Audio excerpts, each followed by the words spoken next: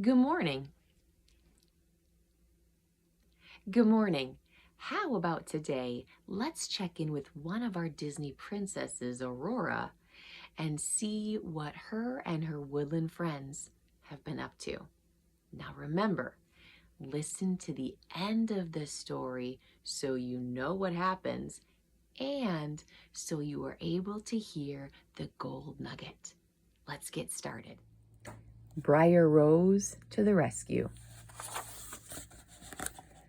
"Oh, drat," Flora said. "We're out of wood."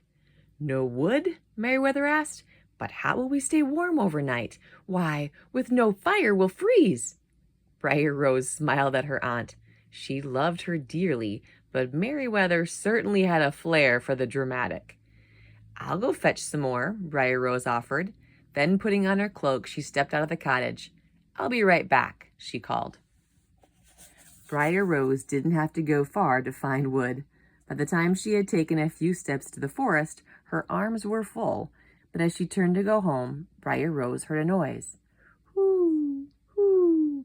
Briar Rose spun around to see her friend the owl perched on a tree branch. "Why, hello there," Briar Rose called back. "How are you this evening?" "Whoo, whoo," the owl called again. He flapped his wings frantically and hopped up and down on the branch. Then, with one more hoot, he flew deeper into the forest. Briar Rose frowned. Her animal friends were usually quite calm. It was not like the owl to seem so upset. She hoped nothing was wrong. Setting down the pile of wood she had collected, she followed him. The owl landed on a large oak tree. Briar Rose knew that a family of rabbits lived inside. Her heart pounded. "Is something wrong with the bunnies?" she asked. Briar Rose knelt down and looked into the hollow tree trunk.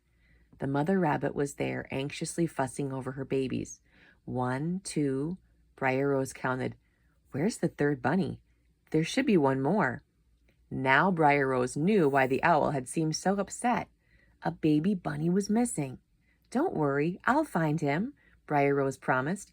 "And you'll help me, won't you, Owl?" "Hoo, hoo," the owl agreed. Briar Rose stood up and looked at the forest trail. The sky was growing dark, but she could just make out tiny paw prints on the ground. "Look," she said, pointing at the trail. "He went that way. Let's go." Briar Rose followed the trail, with the owl flying close behind. But the deeper she got into the woods, the more the trees blocked the moonlight. "Soon I won't be able to see a thing," she said. As she spoke, a cloud of fireflies flew up to her. They blinked on and off, lighting up the path. Briar Rose smiled, surprised. "Oh, thank you," she said. "That's much better." The paw prints led to a stream and then disappeared. Briar Rose said. "The little guy must have hopped across the stream on these rocks." Briar Rose started to step on the nearest rock. But it wasn't a rock. It was a turtle shell. A sleepy turtle poked her head out of the water. "Oh my," Briar Rose said, pulling her foot back. "I'm so sorry. I didn't mean to step on you. I was just trying to get across the stream. Your shell looked like a stone. Are there any more of you in the water?" At the commotion, 4 more sleepy turtles popped their heads up and looked around. "I'm sorry to wake you," Briar Rose said, "but I don't want to step on you by mistake." Briar Rose bent down and peered at the turtle shells. Now that she knew what she was looking for, she could see the difference between the turtles and the rocks. "Thank you," she said as she carefully stepped over the rocks. "You can go back to sleep now." On the other side of the stream, Briar Rose spotted the bunny's paw prints. All around her, the sounds of the forest filled the air. Crickets chirped. Tiny wood mice scurried through the pine needles. Bats flapped their wings as they swept through the trees. But Briar Rose barely noticed. She was too focused on finding the bunny. Suddenly, 2 yellow eyes appeared in some nearby bushes. Frightened, the fireflies fled. The owl let out a startled hoot. But Briar Rose walked toward them. "Who's there?" she asked. A small red fox trotted out of the bushes. Briar Rose smiled. "Hello there," she said. Briar Rose pointed to the trail of footprints. It had grown so dark that she could barely see them. "I'm looking for a lost bunny. Have you seen him?" The fox looked at Briar Rose confused. Then she began to sniff the ground. A moment later, she turned and walked away. Briar Rose quickly set off after the fox. Hoo! Hoo!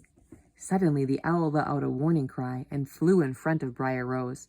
She stopped and looked down, right at the edge of a cliff.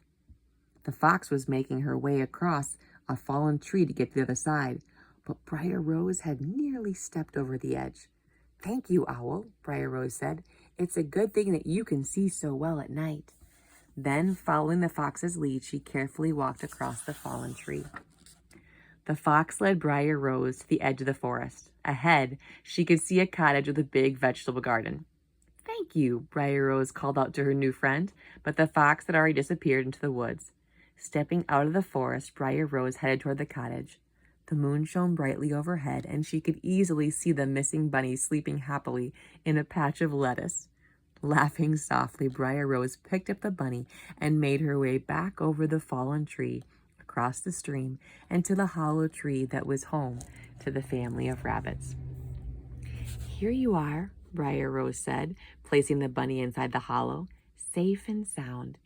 The bunny's mother, brother, and sister were so happy the little bunny was home. They all snuggled up, ready for bedtime. Briar Rose smiled at the rabbits, then she yawned. "Oh my, I'm getting sleepy too. I need to get back to the cottage." Gathering her firewood, Briar Rose returned to the cottage where the three anxious aunts were waiting for her. "Where were you?" Flora asked. "We were so worried about you," Fauna exclaimed. "We went to look for you, but all we could find was an abandoned pile of wood," Merryweather said. "We thought someone had kidnapped you."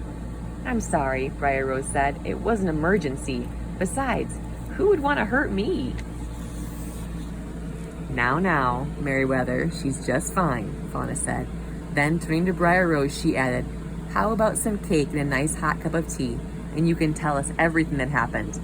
So Briar Rose and her aunts settled in for the night, and the girl told them all about her adventure.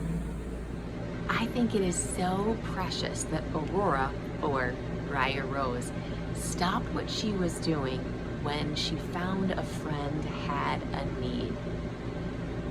So basically, she took time to be kind. So that is our gold nugget for today and for this story. I take time to be kind to others. Can you put your hand over your heart and say it with me? I take time to be kind to others. That's the way to live. Not only does it help others, but it plants seeds that come right back to us, because seeds always multiply, and then they reap a harvest of good in our lives if we've planted good seeds. Hey, if you have never subscribed to this channel, please do. If you want to be alerted when a new book is ready, make sure and click the bell icon, and then come back every day to listen to a story together. And if you know any friends or family that also might like to be read to and join us for story time, maybe you can show them the channel the next time you see them so they can enjoy it with you. Thanks so much for being here. I will see you back soon.